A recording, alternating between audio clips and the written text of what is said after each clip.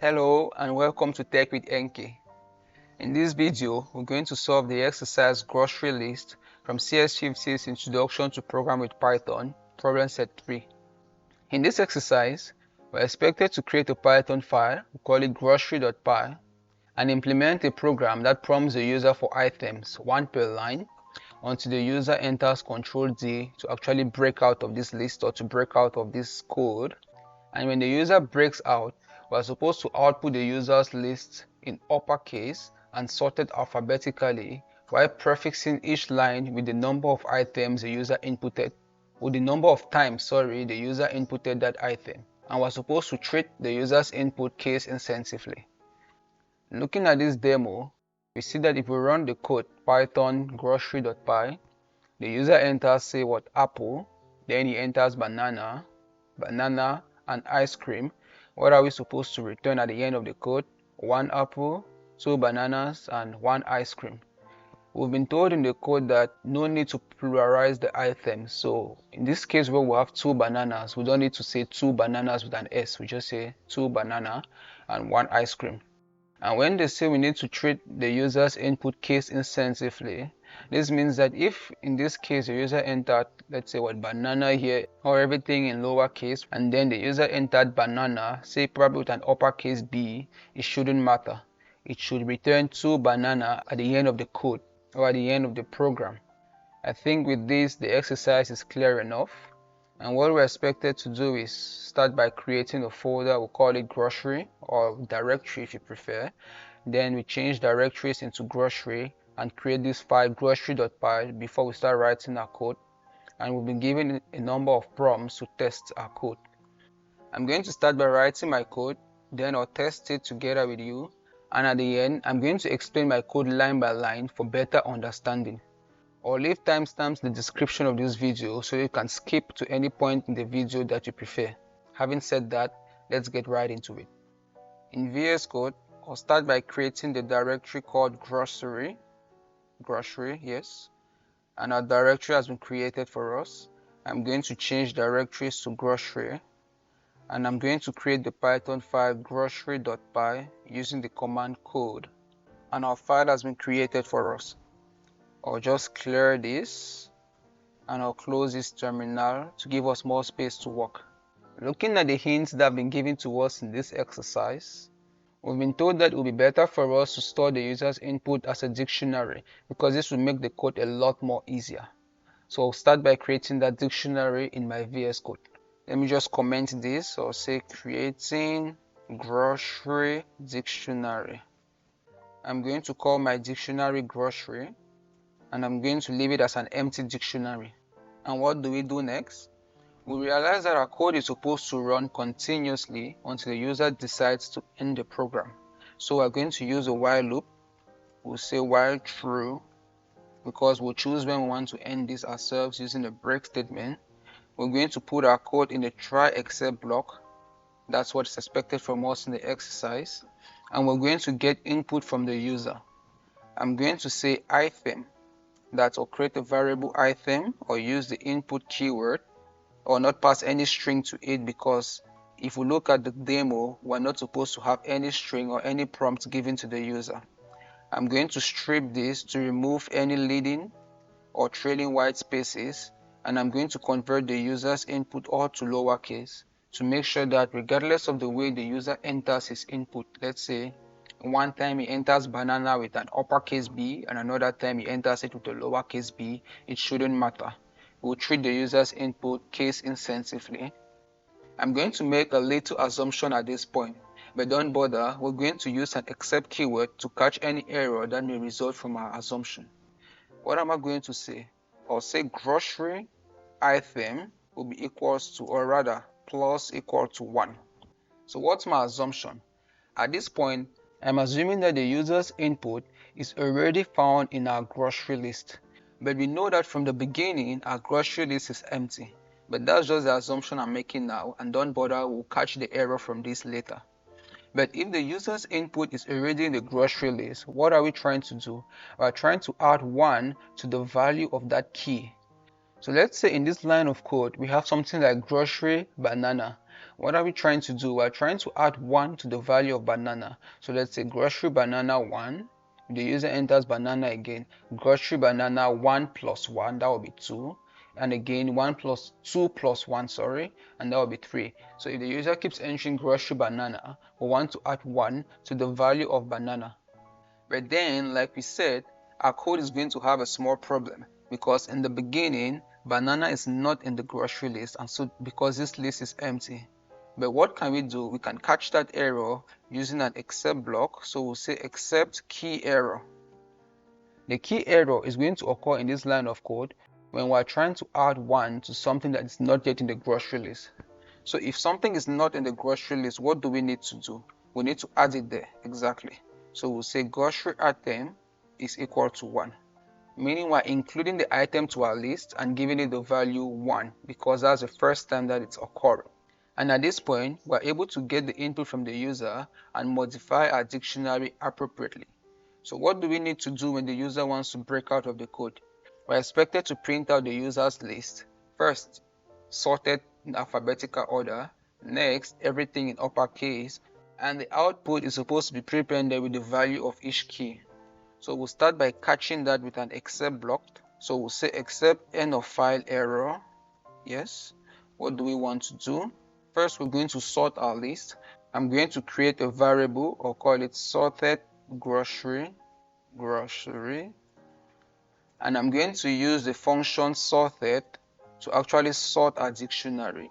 So I'll say sorted grocery dot items. So this line of code should actually get all the items that are in this grocery or in this grocery dictionary, sort it in alphabetical order, and then pass it to this variable. And now that we have our list or our dictionary sorted in the right format, what we need to do is to print it. And I'm going to use a for loop or say for key value, for the key value pairs in our dictionary. Because remember, a dictionary is made up of keys and values. So for key value in sorted grocery list, we're going to print as an F string. We'll print the value first. We'll give it a space. Then we're going to print the key as well. And we'll not just print the keys as they are, but we'll modify them to uppercase. So they are going to return every key as an uppercase. And when we're done printing, we're going to break out of the loop. Because remember, this is a point where the user actually wants to stop the program. I think this is good enough for this program. I'm going to save this or open my terminal so that we can run it and test it together. We're going to run python grocery.py. And we're going to start entering our inputs.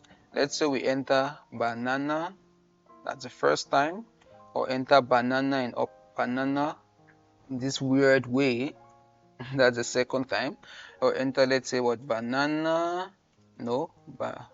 again, yes. Then I'm going to enter something like apple again. Then let's say what, rice one more time, rice in this way, which is actually bizarre. Then I'm going to come out of this using Ctrl Z because I'm using a Windows operating system. The exercise we're told to come out with Ctrl D because that's the way it works in Unix-like operating systems, say Linux and maybe Mac if I'm not wrong. But on Windows, it's going to be Ctrl Z. So enter Ctrl Z and enter, and we have 2 apples, 3 bananas, 3 rice. 1, 2, 3 rice, 1, 2 apple, 1, 2, 3 banana, and that's what we expected. From the exercise, you realize that when on Unix operating systems, when they enter Ctrl D, it does not show, but I don't know why on Windows it's going to show Ctrl Z here. To make this a little bit cleaner, let's try printing a new line here. So just print a \n to make this a little bit clean. Save this, run the code again, and let's see the way it works. So let's say rice, beans, and Ctrl Z. So 1 beans, 2 rice, sorted in alphabetical order, and that's good. And at this point, before we separate, I'm going to explain the code line by line to make things a little bit clearer. I'll close this terminal to give us more space to work. And starting with the first line, we're creating the variable, call it grocery, and empty dictionary. Like I said, that's because we want to save our input in a dictionary, because that will make the program a lot easier for us. Then I'm initializing a loop because we want our code to keep running continuously until the user decides to break out intentionally. We're putting our code in the try except block because that's what is expected from us. I guess you could as well use if-else statements. You could try that and see for yourself how it's going to work out. But for the sake of this exercise, we're supposed to use try except blocks. And in this try block, we're getting input from the user using the input keyword. We're stripping it to remove leading or trailing white spaces, and we're converting that input into lowercase. Let me rapidly open a Jupyter notebook to show you what this will look like. I'll copy this line of code, Control C, or paste it here. Then if I run this with Shift Enter, we've been prompted to enter something. So let's say I enter space, space, space, banana, space, space, space, enter. So what do we see? All the leading and trailing white spaces, so all the space, space, space that we entered have been removed with the strip function, and our input has been converted to lowercase.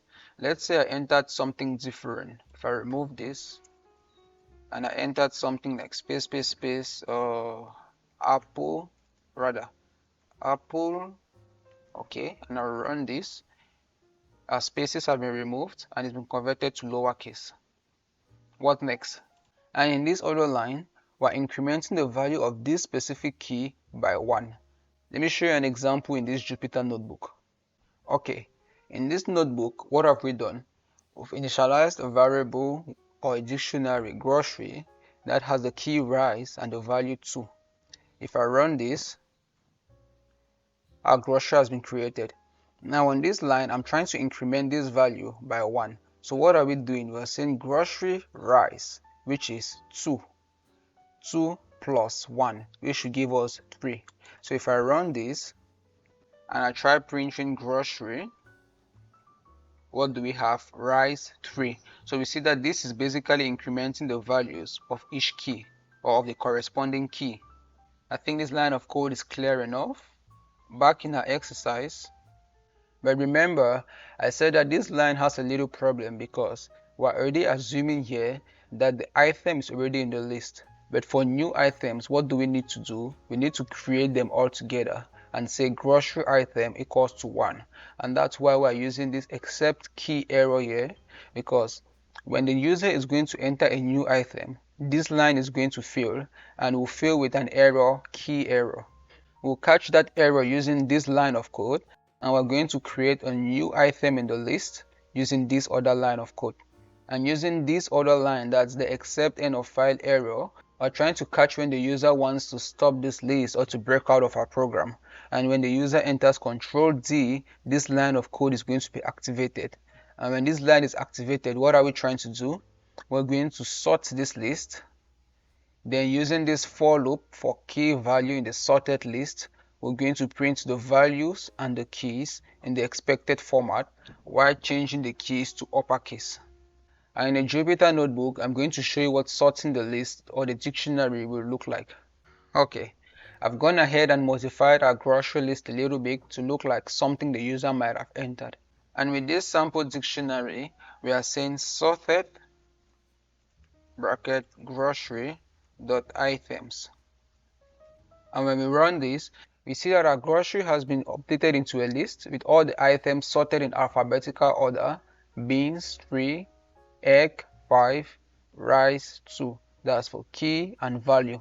We have that in square brackets, and we have parentheses here. These parentheses here represent tuples.